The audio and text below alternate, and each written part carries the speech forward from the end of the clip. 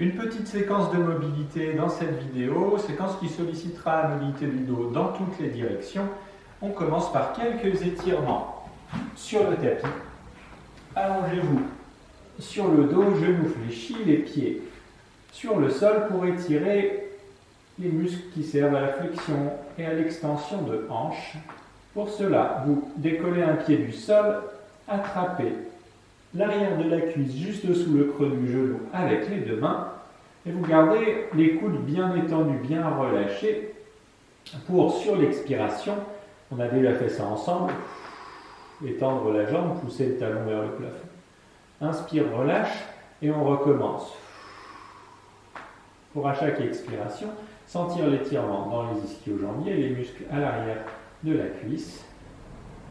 Si le genou ne s'étend pas complètement, c'est normal, pas besoin de chercher à avoir l'extension parfaite du genou.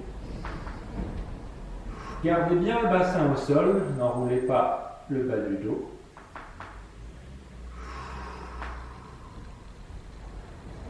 Une dernière fois. Inspire, je replie. Reposez le pied au sol, puis la jambe qui vient de travailler s'étend sur le sol. Attrapez le genou de l'autre côté et pressez le genou contre vous.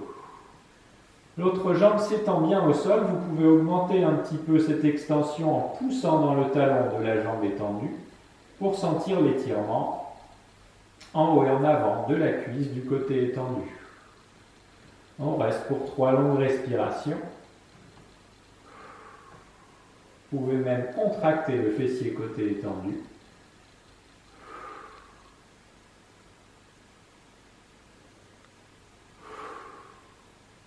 Relâchez, repliez les jambes. Puis l'autre côté, vous décollez le pied du sol, attrapez l'arrière de la cuisse juste sous le creux du genou. Les coudes sont bien relâchés, les bras étendus. Et sur l'expiration, j'étends, en gardant le bassin au sol, j'étends la jambe vers le plafond, je pousse dans le talon. Inspire, replie, et encore.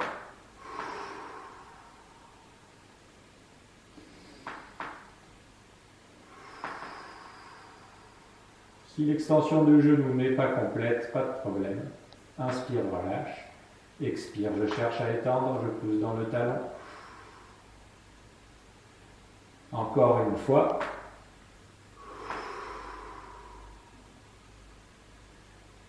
Repliez, relâchez la jambe, étendez la jambe au sol. De l'autre côté, vous attrapez le genou des deux mains, vous pressez fermement le genou vers votre poitrine. Et la jambe qui est au sol s'étend encore plus en poussant un petit peu dans le talon, en contractant le fessier du côté étendu pour ressentir cet étirement, cette fois-ci dans les muscles fléchisseurs de hanche en haut et en avant de la cuisse étendue. Tous ces muscles qui conditionnent grandement la mobilité du bassin.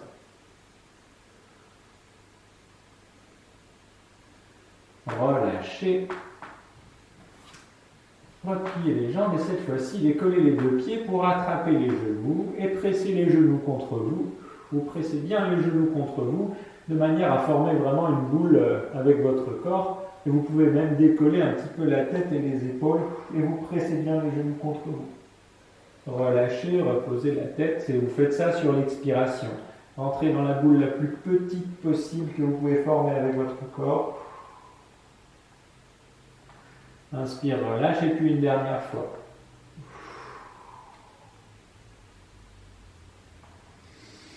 Relâchez, relâchez les bras, relâchez les genoux, étendez les jambes, étendez les bras derrière vous et on fait une extension complète en poussant dans les talons pour bien étendre les jambes, en poussant dans les bras, dans les mains, loin derrière vous pour laisser le bas du dos se creuser, l'abdomen être étiré. Et relâchez, passez par le côté pour vous installer sur le tapis à 4 pattes. Après cette série d'étirements, on va chercher à mobiliser le dos en flexion et en extension en faisant ces mouvements de dos rond et de dos creux, mais cette fois-ci, je vous demande de guider le mouvement, de faire démarrer le mouvement avec la tête et avec le cervical. On a les mains bien à l'aplomb des épaules. Vous pouvez tout à fait être sur les coudes, sur les avant-bras, si c'est plus confortable pour vous. Et on va simplement commencer par laisser tomber la tête, Laissez les cervicales s'enrouler. Arrondir le haut du dos en écartant les omoplates, en laissant la colonne monter vers le plafond, puis le milieu du dos et la rétroversion du bassin pour arrondir les lombaires. Puis je redresse la tête, je creuse un petit peu les cervicales, pas trop. Les omoplates se resserrent et progressivement vous creusez le reste de la colonne vertébrale jusqu'au bassin. Et à nouveau, je guide avec les cervicales. Arrondi, arrondi, entre les omoplates, le milieu du dos et le bas du dos et la rétroversion du bassin. Et encore, en guidant avec la tête. On cherche vraiment à faire varier la partie du dos qui est motrice, qui initie le mouvement, et on cherche à ressentir la mobilité dans toute la colonne vertébrale. Allez, une dernière fois, en dos rond, en guidant avec le haut du dos, puis le milieu, puis le bas du dos. Une dernière fois, je relève la tête, cervicale se creuse, et progressivement tout le dos. Ramenez le dos dans une position confortable pour vous, qui vous paraît horizontale, un grand pas en avant, avec les mains ou en avançant les avant-bras sur le sol. Vous laissez le bassin descendre complètement, vous relâchez complètement l'abdomen, vous sortez bien la tête des épaules, ne vous effondrez pas dans vos épaules. Extension complète de la colonne, on étire bien l'abdomen. Puis tirez les fesses en arrière comme si vous vouliez vous asseoir en direction des talons. Pour cet étirement en position de prière, poussez bien dans le bout des doigts loin devant vous si les épaules sont d'accord. Sinon, fléchissez un petit peu les coudes. Tirez la pointe des fesses en arrière vers les talons.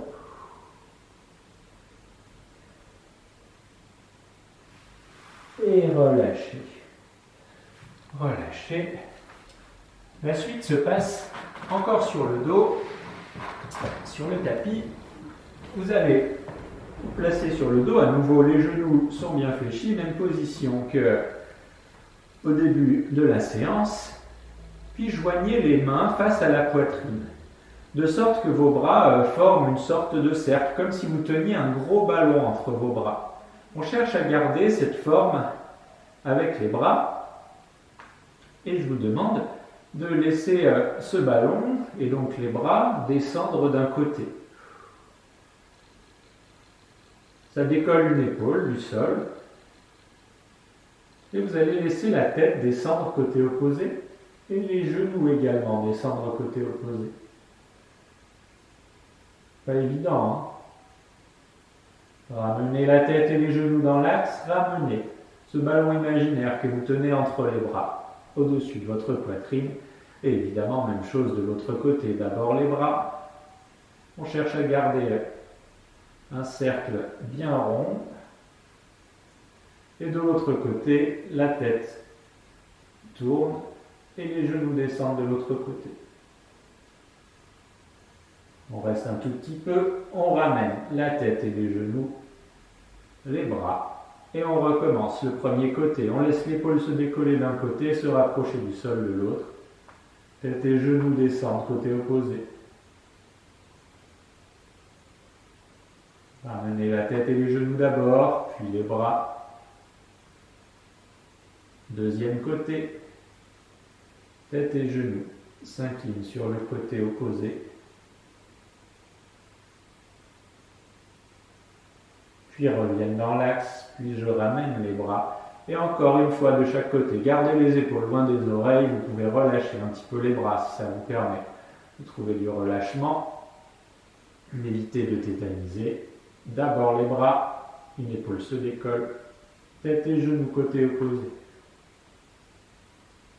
Je ramène tête et genoux dans l'axe, puis les bras. Et enfin, le deuxième côté, une dernière fois, d'abord les bras et les épaules. Et côté opposé, tête et genoux. Ramenez dans l'axe, tête et genoux, puis les bras. Relâchez un petit peu les bras. Restez ainsi sur le dos pour placer les coudes à hauteur des épaules et les avant-bras à la verticale, de sorte à avoir un petit peu cette position de chandelier qu'on avait déjà pratiquée en position debout. Cette position de chandelier, vous allez la conserver, mais vous allez faire une rotation externe des épaules de sorte que le dos des mains se rapproche progressivement du sol. Vous laissez descendre le dos des mains vers le sol. Peut-être que ce mouvement s'arrête à distance du sol, peut-être au contraire que facilement vous déposez le dos des mains sur le sol. Vous restez ainsi et vous remarquez que peut-être la poitrine s'est projetée un petit peu vers le plafond. Non, vous la laissez à la place où elle était. Vous appliquez bien toute la colonne vertébrale contre le tapis et en gardant cela, je vous demande de chercher à rapprocher encore plus le dos des mains du sol ou d'appuyer le dos des mains encore plus fort sur le sol sans projeter la poitrine en avant. Et on maintient. Et on sort bien la tête des épaules, on garde cette tonicité en appuyant le dos des mains vers le sol et en rentrant un petit peu la poitrine pour éviter qu'elle ne se décolle vers le plafond. Relâchez. Relâchez les épaules, relâchez les bras et passez par le côté pour vous relever. Alors on a fait des mouvements de flexion et d'extension avec le dos rond et le dos creux, des mouvements de rotation. On va essayer de retrouver un petit peu d'inclinaison et de combiner ça avec de la rotation. Pour cela, on retrouve notre position de base avec les genoux bien fléchis, les pieds parallèles, cette sensation de verticalité dans le dos pour retrouver cette position de chandelier avec les coudes à hauteur d'épaule et les avant-bras à 90 degrés, bien à la verticale. Je vous demande d'avoir un ancrage ferme des pieds au sol, de bien stabiliser le bassin pour imaginer que vous êtes tiré par la pointe du coude d'un côté. Et il y a une translation de tout le haut du corps, mais vous avez toujours autant de poids sur les deux pieds. Puis vous étendez les bras pour joindre les mains au-dessus de la tête et trouver de l'inclinaison. Vous augmentez l'inclinaison de tout votre dos. Et en augmentant cette inclinaison, je vous demande de bien vous grandir, de sortir la tête des épaules, de pousser dans le bout des doigts pour progressivement venir tourner toute la ligne des épaules, puis même le bassin. Et cette fois-ci, ce sont les hanches et les genoux qui tournent un petit peu. Ramenez tout ça dans l'axe, revenez à l'aplomb. À nouveau, les bras en chandelier, autant de poids sur les deux pieds, et on est tiré par la pointe du coude de l'autre côté. J'étends les bras, les mains se joignent au-dessus de la tête, je me grandis bien, sortez bien la tête des épaules, puis rotation, et même le bassin tourne. Ramenez dans l'axe, ramenez tout ça à l'aplomb, les deux pieds, relâchez un petit peu les bras. Vous avez tout ça? On recommence une deuxième fois. Bras en chandelier, je suis tiré par la pointe du coude. Je joins les bras au-dessus de la tête. J'incline en cherchant à garder autant de poids sur les deux pieds, pas facile. Puis rotation du haut du dos.